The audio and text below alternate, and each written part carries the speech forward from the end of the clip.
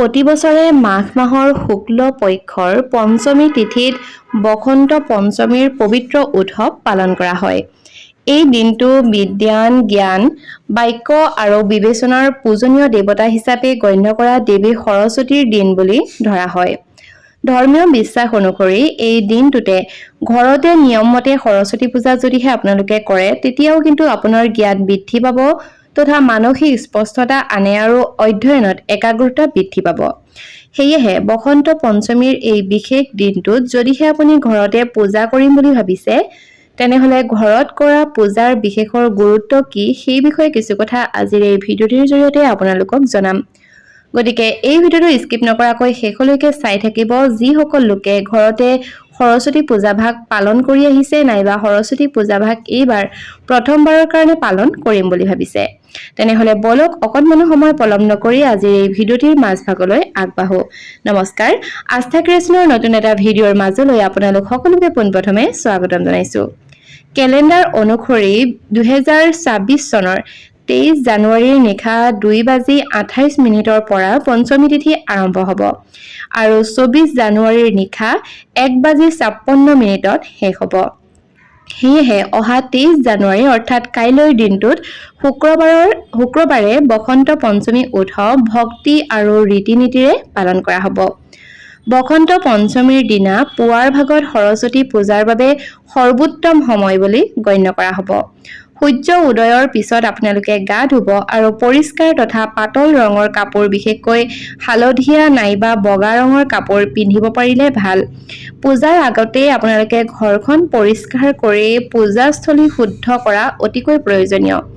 উত্তৰ-পূব দিশত নাইবা পৰিষ্কাৰ ঠাইত হালধীয়া কাপোৰ এখন পাৰি সৰস্বতী দেৱীৰ মূৰ্তি নাইবা সৰস্বতী দেৱীৰ ফটো স্থাপন কৰক।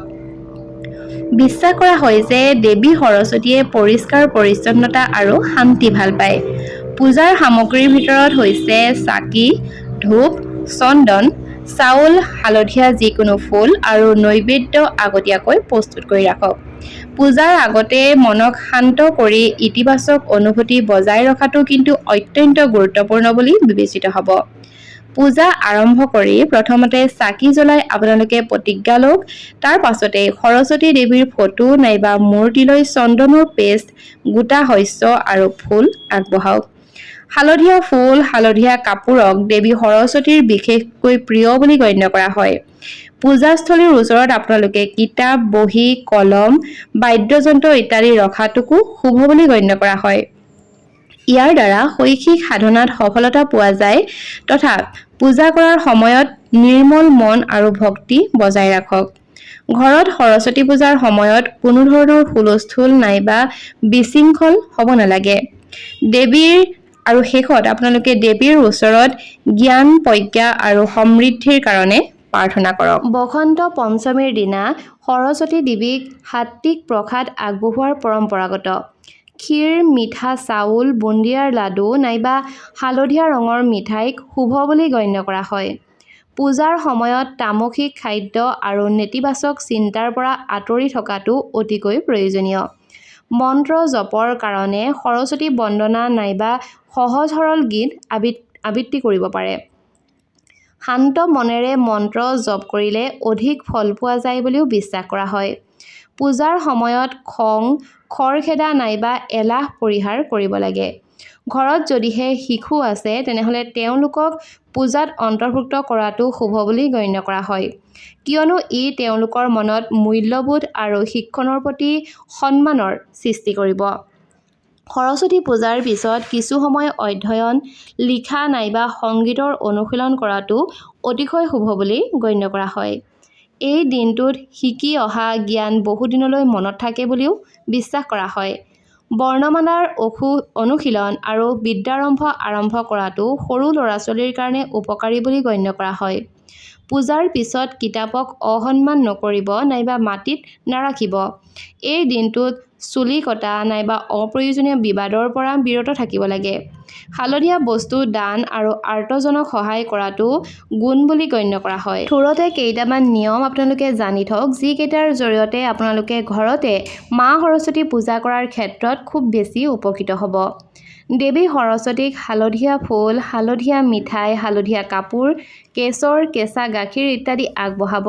ইয়াৰ পাছতেই প্ৰত্যেকজন ছাত্ৰ ছাত্ৰীয়ে দেৱী সৰস্বতীৰ হাতত থকা কিতাপখন এবাৰ স্পৰ্শ কৰিব লাগে তথা অধ্যয়নত যাতে উন্নতি হ'ব তাৰ কাৰণে মাৰ পৰা আশীৰ্বাদ বিচাৰিব। সৰস্বতী পূজাৰ দিনা পকা হালধীয়া কল, হালধীয়া কাপোৰ আৰু হালধীয়া ৰঙৰ দাইল আগবঢ়াব পাৰে। দেৱী সৰস্বতী অতি সন্তুষ্ট হ'ব। ছাত্ৰ ছাত্ৰীয়ে যদিহে এনে কৰে তেন্তে তেওঁলোকৰ পঢ়া শুনা ভাল হ'ব। বিবাহিত জীৱনত সুখ কঢ়িয়াই আনিবলৈ সৰস্বতী পূজাৰ দিনা কেঁচা গাখীৰত হালধি মিহলাই সৰস্বতী দেৱীৰ চৰণত স্পৰ্শ কৰিব লাগে আৰু স্বামী স্ত্ৰীয়ে নিজৰ ডিঙিত স্পৰ্শ কৰিব লাগে। সৰস্বতী পূজাৰ সময়ত পলাশ ফুল আগবঢ়োৱাটো শুভ। পলাশ ফুল অবিহনে এই পূজা কিন্তু সম্পূৰ্ণ নহয়। সৰস্বতী পূজাৰ সময়ত দেৱীক হালধীয়া নাইবা বগা মিঠাই আগবঢ়াব পাৰে। পূজাৰ পাছত সেই মিঠাইবোৰ কুমাৰী ছোৱালী এজনীক দিব লাগে বুলিও পুৰোহিতে কয়। গতিকে এইকেইটাই আছিল এনে কেইটামান নিয়ম যিসমূহৰ জৰিয়তে আপুনি খুব ধুনীয়াকৈ ঘৰতে সৰস্বতী পূজা ভাগ পাতিব পাৰিব।